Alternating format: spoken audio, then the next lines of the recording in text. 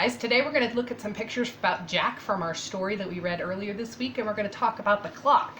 When we look at a clock, we can have two different kinds of clocks. We have this kind of clock, like on the wall at school, where we know we always look at the little hand first to tell us what number it's pointing at. And we focused a lot this year on the fact that if we know what the little hand says, it doesn't matter as much as the big hand. The big hand's still important, but it's harder to figure out because you have to be able to count by fives. The little hand, though, tells us what hour it's close to. So if I look at this clock, I could say it's around 8 o'clock, or I could say it's between 8 and 9 o'clock, and that gives me a good estimate of what my time is. All right, as we get working with clocks, some of my older kids might be working on, is it exactly 8 o'clock?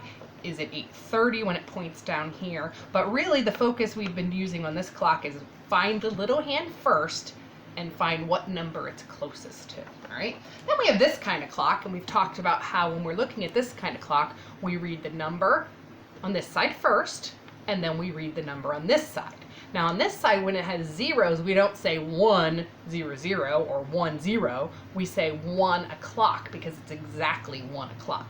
All right, so I have some pictures today from our story, and I'm going to show them to you. We're going to see if we can figure out what they are. You have these pictures too in your packet, all right?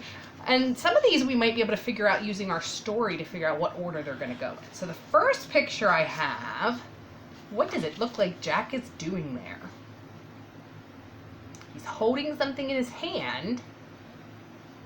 It says, at what time does Jack take a break and drink some lemonade? Jack takes a break and drinks some lemonade. So it looks like he's at the petting zoo. He's going to take a break and drink some lemonade. The next picture I have. Oh, Jack is feeding the rabbits carrots. He's feeding carrots to the rabbits. I do remember rabbits in our story. Oh, Jack is brushing the goats.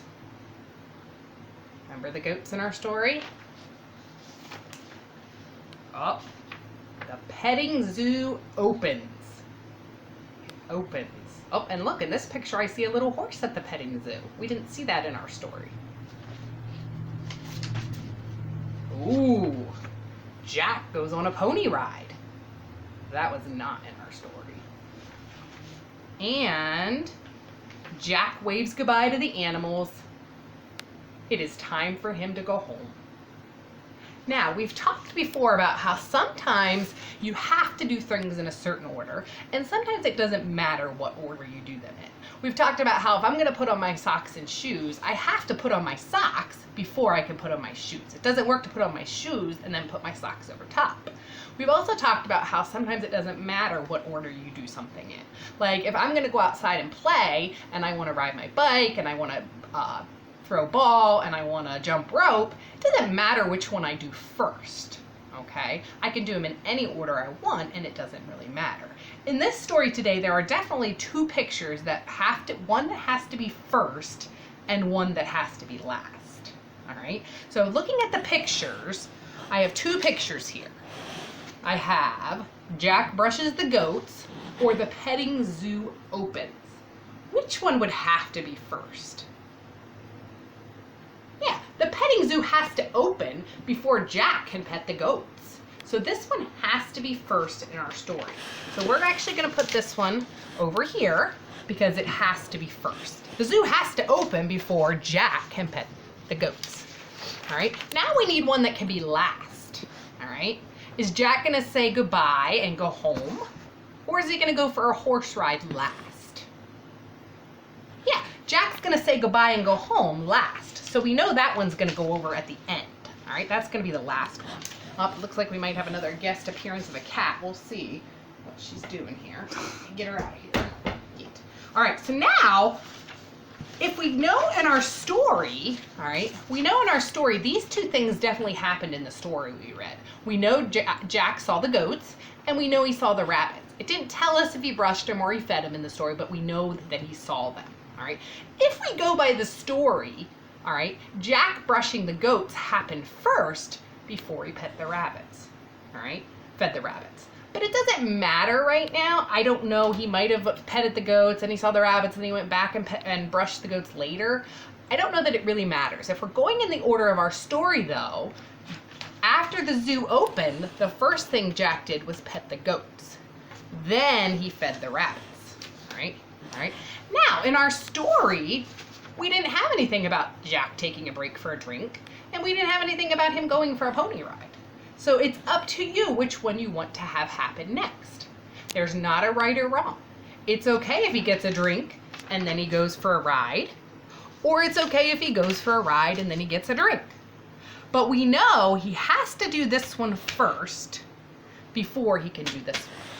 And actually, I'm going to put these in a little bit better order. I think they actually look better if I go this way. The zoo opens, Jack brushes the goat, Jack feeds the rabbits, Jack takes a break and has a drink, Jack goes on a pony ride, and Jack goes home. That works. And like I said, we could switch some of these around, all right? He could decide maybe after he petted the goat, brushed the goats, he was ready to get his drink, and then he went to feed the rabbits, and then he went on a pony ride. Our story doesn't tell us everything he did at the petting zoo, so for these pictures in the middle here, there can be different orders as to what they went in, okay? We do know, though, that the zoo had to open first, and then the last thing he did was go home. Now, if we're going to look at some clocks, I'm going to put some times on these. So if we decided that the petting zoo opened after lunch, we would start maybe with 1 o'clock. At 1 o'clock, the petting zoo opened. And 1 o'clock on my regular clock would look like this. The little hand would be pointing to the 1. It's 1 o'clock. All right, the next time I'm showing is 2 o'clock. At 2 o'clock, Jack brushes the goat. What could come after 2 o'clock? 1 o'clock, 2 o'clock, 3 o'clock could come after that if we're going in order. All right, so my little hand would point to the 3. 1 o'clock, the zoo opened. 2 o'clock, Jack brushed the goats. 3 o'clock, Jack takes a break and gets a drink. 4 o'clock, on our clock, it would look like this. Maybe Jack feeds the rabbits. All right. 5 o'clock, maybe he goes for his pony ride. My little hand is pointing to the 5. And maybe 6 o'clock is when he goes home. All right. So my little hand is pointing at the 6. That could be how it happened. Now, one of the other things that we've talked about is how when we get to lunchtime, it's usually 11 or 12 o'clock, and then the numbers start over again.